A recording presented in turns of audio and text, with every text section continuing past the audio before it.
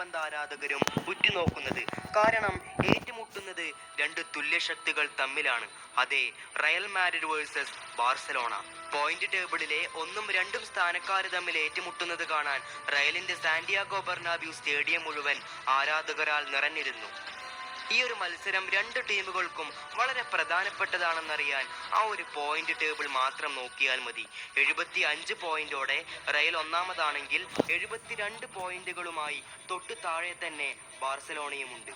അന്ന് റയലിനെ പരിശീലിപ്പിക്കുന്നത് Zinedine Zidane എന്ന master ബ്രെയിനാണ്.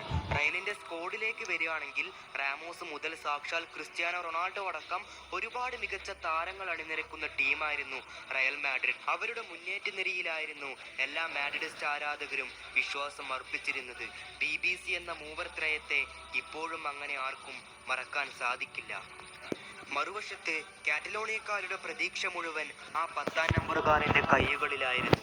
Iniesta മുതൽ മെസ്സിയും സുവാരസും അടക്കമുള്ള ഒരു മികച്ച സ്ക്വാഡുമായി തന്നെയാണ് ബാർസലോണയും പോരാട്ടത്തിനായി ഇറങ്ങുന്നത്.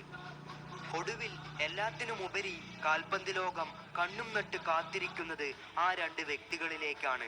2 ഡീക്കേഡുകളായി ഫുട്ബോൾ എന്ന സുന്ദരമായ ഗെയിമിനെ തൻ്റെ കാൽക്കീഴിലാക്കിയ 2 പേർ, സാക്ഷാൽ Cristiano Ronaldo and Lionel Messi. അങ്ങനെ റയലിന്റെ കിക്കോടുകൂടി ആവേശകരമായ മത്സരത്തിന് തുടക്കം കുറിക്കുന്നു. മത്സരത്തിന്റെ തുടക്കത്തിൽ തന്നെ റയലിന്റെ മുന്നേറ്റത്തെ